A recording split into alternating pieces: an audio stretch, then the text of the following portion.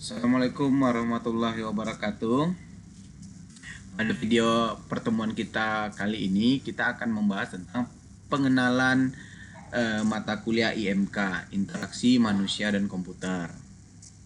Pada pertemuan kali ini kita akan membahas secara umum dan beberapa fungsi dari pengenalan mata kuliah Manusia dan Komputer.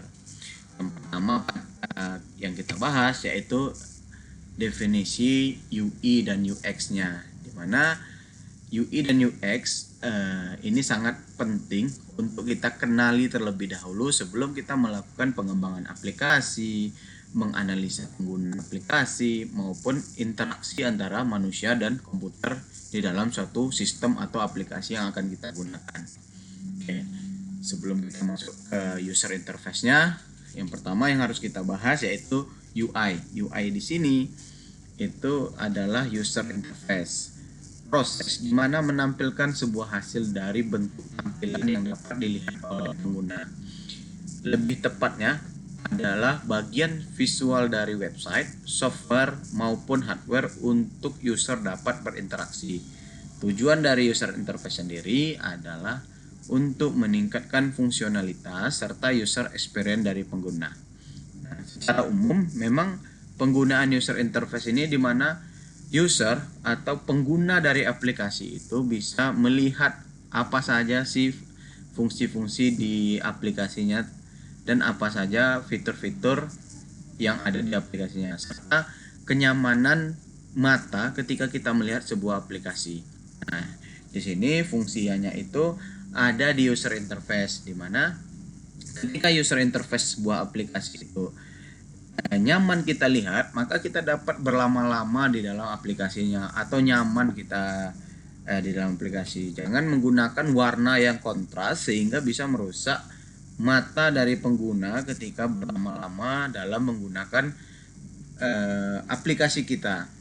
Nah, banyak aplikasi yang berkembang saat ini itu sudah mempertimbangkan user interface, termasuk ketika kita mengupload aplikasi ke dalam Google Play Store, itu pihak atau tim publishernya Google itu pasti mengecek kenyamanan dari penggunaan aplikasi tersebut. Sehingga ketika kita mengembangkan suatu software, diharapkan kita wajib mempertimbangkan tampilan dan penggunaan warna serta struktur dari kotak-kotak atau kolom-kolom yang kita gunakan untuk menampilkan suatu program. Nah, itu dia. Oke, setelah kita bisa membangun sebuah desain yang dapat dinikmati oleh mata, mau itu jangka waktu pendek atau jangka waktu yang cukup lama, lalu baru kita masuk ke dalam mempertimbangkan experience atau pengalaman dari pengguna aplikasi kita. Nah, sebelum kita cerita tentang user experience-nya, secara definisi, user experience adalah proses di mana pengguna dapat berinteraksi dengan interface secara baik dan nyaman. Yang terpenting di sini, tujuan dari UX adalah untuk meningkatkan kepuasan pengguna saat mengakses sebuah tampilan, baik dari sisi website, mobile, maupun desktop. UX sendiri menjadi sebuah penghubung antara pengguna dengan produk.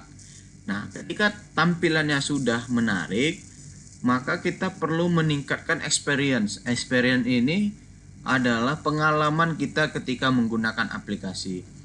Oke, yang harus kita perhatikan ketika menerapkan user experience yaitu penggunaan kata-kata itu mudah dipahami seperti button tambah data. Biasanya dengan icon itu sudah melambangkan icon plus itu sudah melambangkan user itu wajib bisa nambah data ketika tekan tombol ini. Jangan experience yang kita berikan ketika dia tekan tombol tambah atau icon plus di button yang kita bangun di aplikasi itu malah keluar dari aplikasinya.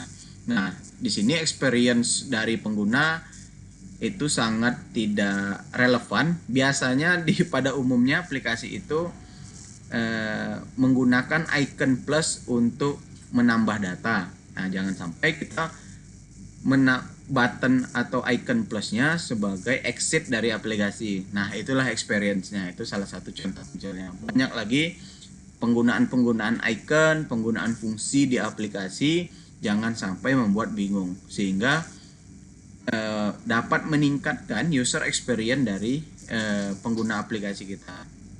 Kedua, tahapan-tahapannya juga dibuat sederhana sehingga user experience-nya bisa dapat lebih nyaman ketika menggunakan aplikasi. Nah, yang harus dipertimbangkan secara konsepnya, yang pertama itu useful-nya, fungsinya. Terus usable, kegunaannya, findable, gampang dicari, gampang ditemukan button-button yang kita siapkan atau experience-nya. Terus credible, dapat dipercaya, desirable, accessibility, dan valuable, sehingga terciptalah sebuah user experience yang dapat kita gunakan senyaman mungkin, semudah mungkin aplikasi tersebut. Nah, itulah mengapa user interface dan user experience sangat penting untuk kita pahami ketika mendevelop sebuah aplikasi atau sebuah sistem informasi untuk kenyamanan dari user atau pengguna aplikasi tersebut. Nah, sebenarnya user interface dan user experience itu sudah dipetakan awalnya ketika atau disesuaikan dengan kemampuan otak kita menerima dan memahami sebuah objek. Nah, jadi ketika otak kita menerima inputan dari mata, indera mata, biasanya user interface dan user experience ini yang pertama itu panca indera mata. Kita lihat dari user interface-nya, tampilannya itu langsung masuk ke otak sebelah kanan, di mana otak sebelah kanan ini itu langsung mendeskripsikan atau melakukan visualisasi tampilan, penggunaan warna, terus penggunaan tata letaknya, layoutnya, sampai ketulisannya itu sudah familiar atau nyaman lah buat kita ketika kita mendefinisikan sebuah tampilan dari aplikasi atau software. Nah, sedangkan ketika kita menggunakan atau sedangkan otak kiri kita adalah memproses user interface, user experience-nya, yang dimana inputan ini bisa kita rasakan mungkin dari sentuhan-sentuhan jari ke sistemnya atau klik menggunakan media mouse.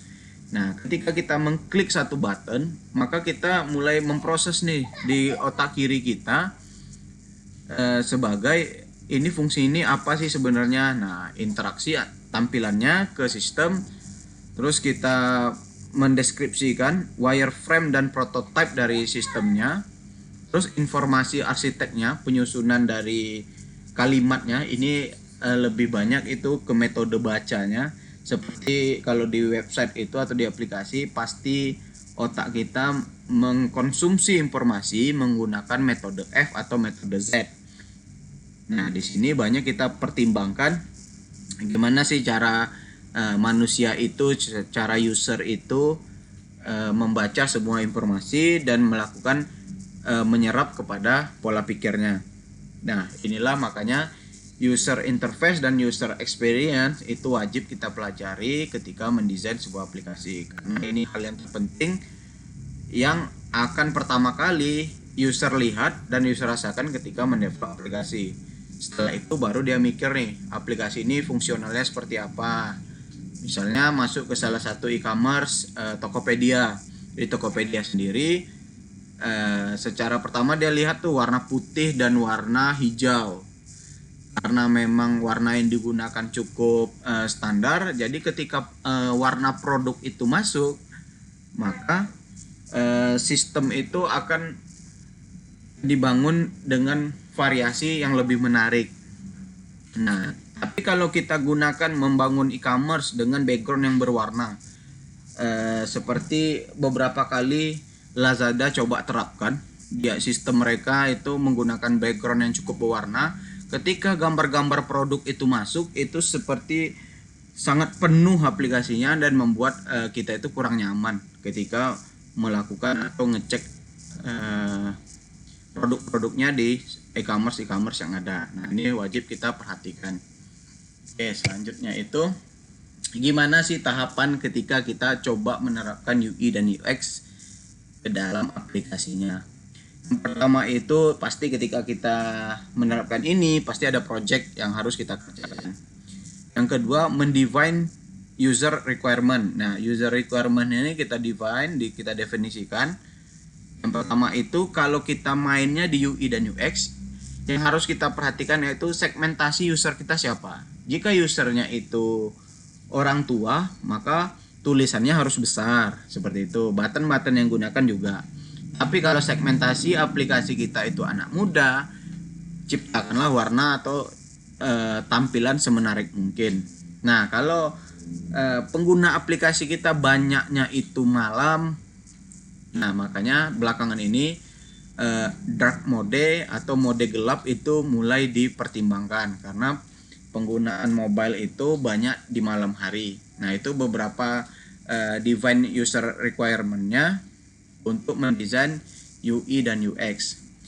Selanjutnya itu konsep desainnya seperti apa, terus kita lakukan uji coba terhadap prototipe tersebut, terus kita lakukan usability testing, detail desainnya seperti apa, terus masukan dari usernya seperti apa, penggunanya seperti apa, baru kita bisa melakukan project launch. Nah, setelah melewati tahapan-tahapan ini, maka sebuah UI dan UX dapat diterima oleh seluruh pengguna dari aplikasi. Lebih kurang gambaran besar tahapannya seperti ini. Nanti bisa kita pertimbangkan atau punya tahapan yang lebih detail, itu tidak jadi masalah. Yang penting target dari UI dan UX tercapai. Oke, mengapa harus UI dan UX? Nah, pertama yang harus kita perhatikannya itu usability-nya seperti apa, ke penggunanya seperti apa, terus kita visualisasinya seperti apa, yang terakhir itu konsistensi dari desain yang kita gunakan. Oke, di sini kita coba bahas satu persatu. Nah, usability artinya itu penggunaan. Ketika pengguna mulai memakai dan berinteraksi dengan salah satu aplikasi, hal yang pertama dilakukan tentu saja memilih aplikasi yang sesuai dengan kebutuhan yang user inginkan. Oke, pertama dia pengen apa sih gitu kan? Pengen belanja online gitu. Ya pasti dia harus memilih nih. Pilihannya itu ada Tokopedia, Shopee, Lazada atau dan lain-lainnya yang mereka inginkan. Kemudian user dapat masuk ke aplikasi tersebut dan mulai untuk mencoba setiap fitur yang ada. Sebagian besar pengguna memilih aplikasi dengan performa dan penggunaan yang mudah dan tidak membingungkan. Nah, ini yang paling penting. Ketika aplikasi kita itu membingungkan, maka akan ditinggalkan oleh pengguna. Nah, kita ambil studi kasus. Studi kasusnya itu saya mau bikin e-commerce. Lalu saya bikinlah e-commerce. Terus ketika saya ingin lihat-lihat produk, di aplikasi saya itu wajib login terlebih dahulu. Nah, ini salah satu sudah membuat user itu tidak nyaman. Makanya kebanyakan dari e-commerce ketika hanya melihat produknya saja itu nggak apa-apa kalau tidak nggak apa-apa kalau tidak login. Jadi kalau mau transaksi baru dia melakukan login, isi biodata, isi alamat, baru dia lakukan transaksi. Nah, jadi usahakan senyaman mungkin aplikasinya itu digunakan, semudah mungkin, jangan sampai membingungkan, jangan ada proses yang ribet ketika menggunakan aplikasi tersebut. Nah, apalagi nanti aplikasi seperti pembayaran, aplikasi yang lain-lain itu kalau membingungkan maka produk itu kurang diminati dan akhirnya tidak dipakai. Nah, itu makanya perlu kita lakukan pertimbangan usability dalam penerapan UI dan UX. Yang selanjutnya itu visual. Nah, tampilan atau interface. Ini sudah pasti kalau tampilannya cantik, nyaman, bersih, itu pasti menaikkan minat dalam mengakses aplikasi tersebut. Dengan menggunakan desain UI dan UX, maka Anda dapat mengatur dan memodifikasi tampilan dan setiap elemen agar lebih menarik dan meningkatkan minat pengguna untuk mengakses aplikasi. Oleh karena itu, peran dari user experience sangatlah penting untuk menunjang visual yang sudah bagus dan tepat sasaran. Nah, ini beberapa gambar di slide yang saya bikin itu juga udah memikirkan atau mempertimbangkan UI dan UX dari pembacanya. Kalau saya masukkan kata-kata saja, maka pembaca atau pendengar dari materi ini akan cepat bosannya. Tapi dengan memasukkan beberapa gambar pendukung, jadi cerita yang disampaikan tervisualisasi dengan baik ketika mendengarkan video atau deskripsi dari materi yang saya jelaskan, seperti itu. Oke, yang terakhir ada konsistensi pada desain atau tampilan yang kita rancang. Nah, di sini desain merupakan faktor utama dalam memikat pengguna. Konsistensi di sini mencakup dalam pembuatan desain layout, penggunaan font, warna, serta experience yang sesuai dengan behavior dari pengguna. Di sini saya sudah coba petakan satu tampilan yang menggunakan konsistensi yang sangat tinggi. Di sini kita coba lihat dia menggunakan dominan warna putih dan orange, terus menggunakan beberapa grafik dengan tema itu lingkaran dan tidak patah lingkarannya atau siku-sikunya tidak patah, dan beberapa gambar itu serta font yang digunakan juga sama. Jadi ketika kita mendesain sebuah aplikasi, diusahakan gambar, warna, tulisan itu sama, sehingga itu sebagai brand, sebagai bentuk dari sistem yang kita bangun. Kalau sistem yang kita bangun sudah warnanya berbeda-beda setiap halamannya, maka user bingung untuk memetakan apakah ini aplikasi atau identik dari aplikasi seperti apa. Nah, contoh beberapa e-commerce itu ketika hijau dan putih itu pasti Tokopedia, terus hijau dan terus orange dan putih itu Shopee. Nah, mereka punya brandnya masing-masing, atau putih dan merah itu Bukalapak. Nah, begitu juga dengan aplikasi lain seperti Gojek. Gojek itu putih dan hijau, tapi Grab ambilnya itu hitam dan hijau. Nah, seperti itu. Jadi secara tidak langsung kita sudah dapat mengkategorikan atau memilih atau memilah aplikasi ini punyanya siapa. Nah, seperti itu. Jadi konsistensi di sini penting untuk identik dari aplikasi yang akan kita bangun. Oke, selanjutnya kesimpulan dari materi kita pada video ini.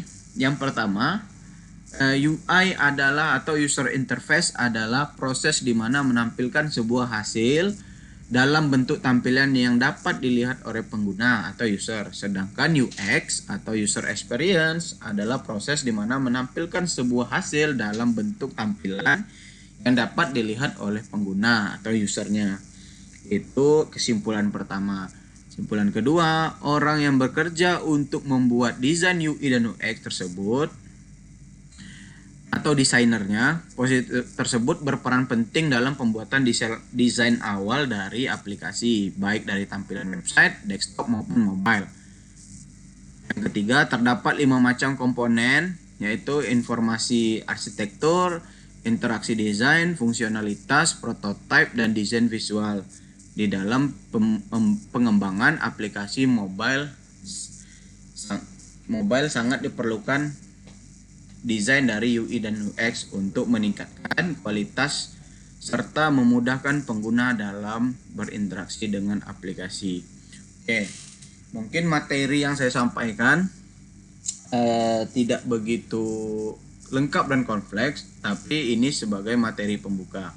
Untuk diskusi lebih lanjut, silahkan bisa kita diskusikan melalui beberapa media, bisa di komen di YouTube, bisa di chat group, atau di media lain yang memungkinkan kita berinteraksi atau open diskusi tentang pengenalan interaksi manusia komputer di pertemuan kedua.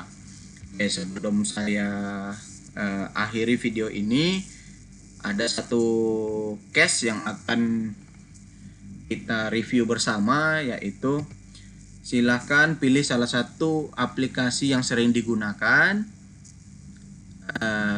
Pertama, review form loginnya saja dan berikan analisa UI dan UX dari form login tersebut. Nah, hasil dari review ini dikirimkan ke Google Classroom-nya. Oke. Baik, sekian video pembelajaran dari saya tutup dengan mengucapkan wabillahi taufiq wal hidayah. Assalamualaikum warahmatullahi wabarakatuh.